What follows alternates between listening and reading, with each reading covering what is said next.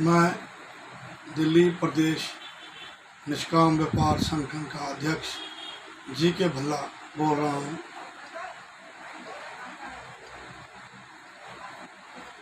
Corona काल के बाद व्यापार की हालत जो बहुत ज़्यादा चरमरा गई थी वो धीरे धीरे उभरना शुरू हुई, लेकिन थोड़ा सा ही उभार लेते फिर डाउन की स्थिति में आ गई है। जबकि सरकार का ध्यान हमारे व्यापारी वर्ग के ऊपर बिल्कुल भी नहीं है। हमें किसी प्रकार की भी कोई सहायता प्रदान नहीं की जा रही। उल्टा हमारे ऊपर सरकारी शिकंजे, हर डिपार्टमेंट के शिकंजे कसने की तैयारियां की जा रही। मैं ये पूछता हूँ कि जो ये दाम, ये जो कच्चे मालों के रेट इतने बढ़ा के पीछे बेचे गए दुकानदारों द्वारा, जिससे व्यापार में 100% की जगह 10% काम हुआ 2-3 महीने लास्ट के, इतना रेट बढ़ जाना, इस पे सरकार ने कोई अंकुश नहीं लगाया। सरकार सिर्फ कुर्सियों का ध्यान कर रही है, अपनी राजनीति चला रहे हैं और व्यापारियों का ध्यान करने का इनके पास वक्त नहीं है। जितने भी सरकारी डिपार्टमेंट्स हैं, कोई ना कोई नया कायदा कानून बना के इलाकों में आ जाते हैं और उससे हरासमेंट करना शुरू कर देते हैं व्यापारियों को। एक व्यापारी अपने व्यापार की तरफ ध्यान करे या इन सरकारी कर्मचारियों की तरफ ध्यान करे या सरकारी कुनीतियों पर ध्यान करे। अगर राहत के नाम पर तो जीरो है ही सरकार, लेकिन अगर राहत ही देनी है व्यापारियों को तो सबसे पहले सरकारी जितने भी हमारे ऊपर फचड़े लाद रहे हो, इसको होल्ड करो और इससे हमें थोड़ा सा राहत दो, ताकि हम अपने व्यापार की तरफ ध्यान दें और अपना व्यापार करें, जिससे हमारी रोजी रोटी चले। सरकार के तो रोज नित नए कानून, नए नियम बदलते रहते हैं, नए गैजेट्स आते रहते हैं। बंदा किस किस चीज़ का पालन करेगा।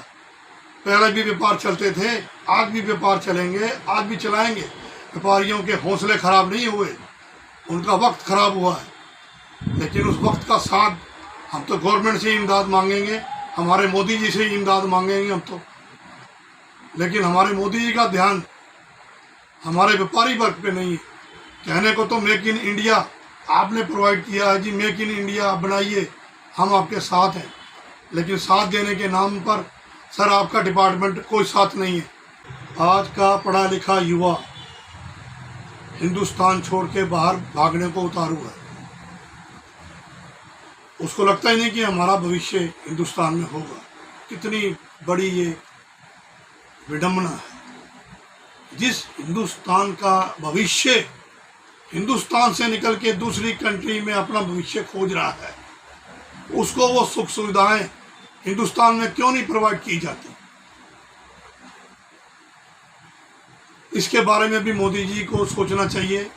और दिल्ली में जो बैठे हैं हमारे मुख्यमंत्री, इनको भी सोचना चाहिए। अब राजनीति करते करते, इलेक्शन करते करते अपना समय तो व्यतीत कर देते हैं। इस दौरान पिसता कौन है? व्यापारी।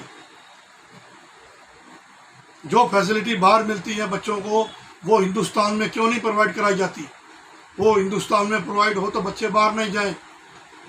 वो हमारे बच्चों का जो टैलेंट है बाहर वाले इस्तेमाल करके अपने को ग्रो कर रहे हैं। और हमारे हिंदुस्तान का दुर्भाग्य है कि हमारे भविष्य, हमारे बच्चों का भविष्य जो यहाँ पे उजागर हो सकता है, जो हिंदुस्तान को और भी आगे लेके जा सकते हैं, उनको यहाँ पे कोई फैसिलिटी प्रदान नहीं हो रही।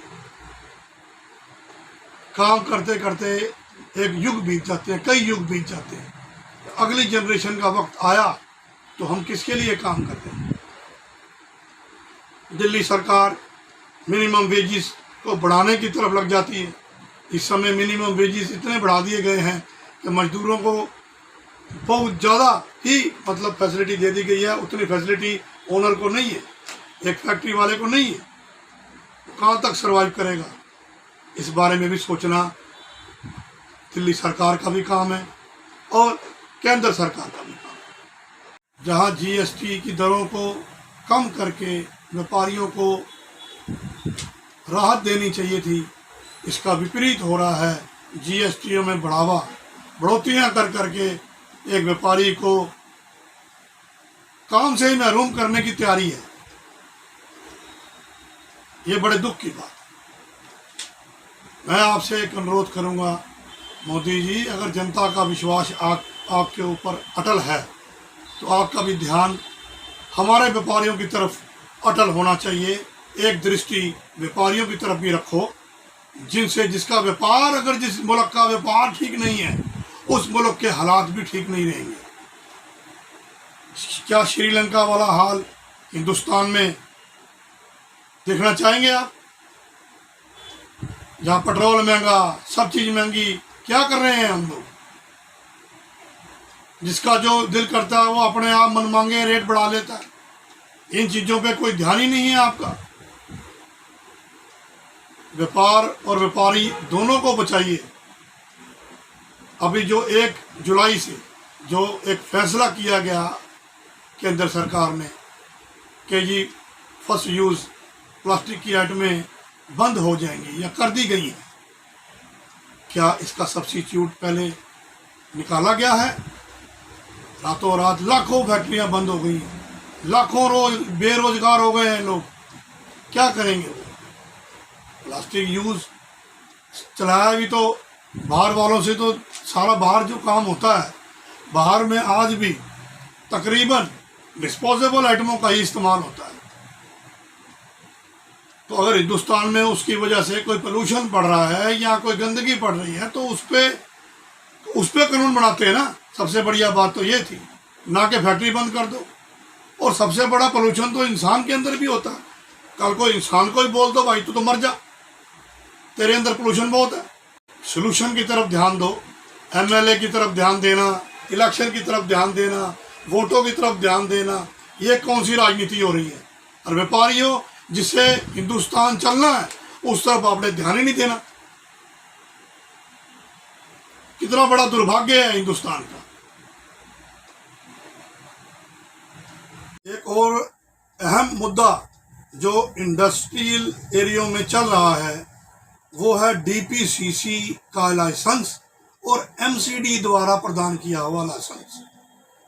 मैं ये कहना चाहता हूं कि डीपीसीसी के जो नॉर्म्स थे वो व्यापारी वर्ग ने डीपीसीसी के लाइसेंस ले रखे हैं, सभी इंडस्ट्री में ले रखे हैं। जो जो लिस्टें जारी की गई और वो डाउनलोड करके उसके आधार पे उन्होंने अपने अपने लाइसेंस बनवा लिए। अब जो एमसीडी है वो कहती है कि हम डीपीसीसी की जो लिस्टें हैं हम नहीं मानते। अब ये इनकी मानना ना मानना क्या ये डिसाइड करेंगे? क्या गवर्नमेंट ही डिसाइड करेगी? इस चक्कर में भ्रष्टाचार बहुत जबरदस्त हाई स्केल पे हो रहा है जी। लाइसेंस वालों के लाइसेंस रिन्यू नहीं हो रहे, डीसी बदल रहा है बार बार, और सिविक सेंटर में कोई काम करके राजी नहीं, एरियो में निकलते हैं अपनी अपनी दलाली करने। यही काम जोरों शोरों से हो रहा है। प्रधानमंत्री जी इस तरफ ध्यान दो। लाइसेंस, अगर दिल्ली पोल्यूशन बोर्ड का जो लाइसेंस है इसको हेड ऑफ लाइसेंस हम मानते हैं, तो एक लाइसेंस कर देना चाहिए, एमसीडी का लाइसेंस खत्म कर देना चाहिए। एमसीडी के लाइसेंस का क्या योगदान है इसमें? जब बंदा नॉर्म्स पूरे कर रहा है, सब कुछ कर रहा है, लाइसेंस भी ले रहा है और वो लाइसेंस भी उसी कैटेगरी का ले रहा है जिस कैटेगरी में वो काम कर रहा है, तो उसको छेड़छाड़ करने वाले एमसीडी वाले कौन होते हैं? ये सवाल हम नहीं पूछ सकते, लेकिन ये सवाल हम आपसे कर सकते हैं, क्योंकि एमसीडी तो अब खत्म है, दिल्ली के अंदर तो खत्म है। लेकिन एमसीडी या कोई हो तो सबके बॉस तो सर आप ही हो, प्रधानमंत्री जी। आपके नेतृत्व में सारी चीज चल रही है, तो आप इस तरफ भी ध्यान दो ना। इन व्यापारियों को बताओ किस किस शिकंजे से तुम बचा सकते हो। इस लाइसेंस को एक लाइसेंस करो, डीपीसीसी का लाइसेंस, उसी को रिन्यू हुए, उसी की फीस हो, एक लाइसेंस। सर जितने लाइसेंस उतने भ्रष्टाचार, लोगों को दलाली करने का अवसर मिल जाता है। ये बंद होना चाहिए सर। एक बात मैं अपने माननीय मुख्यमंत्री जी को कहना चाहूंगा कि दिल्ली में उनका ध्यान भी व्यापारियों की तरफ बिल्कुल नहीं है। हाँ, शराब के ठेकों पे, शराब के ठेके खुलने पे, एक के साथ दो देने में बहुत अच्छा ध्यान है। तो क्या दिल्ली में सिर्फ शराब और शराब और शराब ही बिकेगी और चलेगी, बाकी अन्य काम सब बंद हो रहे? इस तरफ भी ध्यान दीजिए मुख्यमंत्री जी। जनता ने आपको चुना है बड़ी नीयत से। काम को बढ़ावा देने की बात करते हो, दूसरी तरफ काम वालों की तरफ ध्यान ही नहीं देते आप। व्यापारियों को सुविधाएं प्रदान करवाओ जिससे व्यापारी थोड़ा अपने आप को सुखी महसूस करे, तो वो आगे चलेगा, दौड़ेगा। उसका हौसला आज भी बुलंद है और बुलंद रहेगा। लेकिन जब उसके हौसले तोड़ दिए जाएंगे, जब उसका आगे जाने का मार्ग बंद कर दिया जाएगा, तो वो आगे कहाँ से चलेगा? वो 100 बंदों को रोटी देता है आगे काम में, तो कैसे होगा?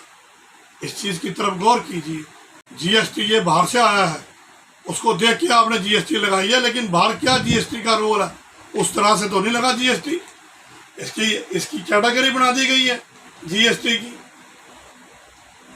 इस समय ऑटो पार्ट्स में 28% सबसे हाईली जीएसटी है। क्या कसूर है ऑटो पार्ट्स वालों का जी? कुछ साल पहले आप प्रीवियस में चलो तो व्यापार चल रहा था ना ढंग से। ठीक है, जो नहीं दे रहे, जो फ्रॉड है, उन पे शिकंजे कसो ना जी। 5 उंगलियां हैं जैसे थोड़ा होती।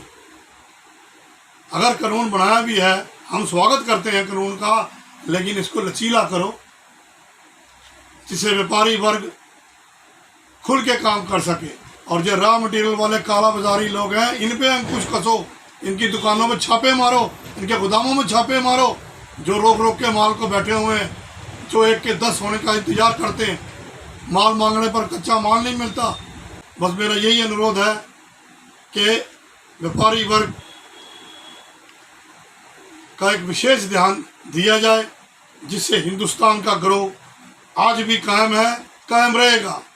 अगर ये सूर्य अस्त हो गया, फिर सूर्य उदय नहीं होगा व्यापार का। दिल्ली एक राजनीति सेंटर बन जाएगी, व्यापारी सेंटर नहीं बनेगी, व्यापार नहीं रहेगा यहाँ।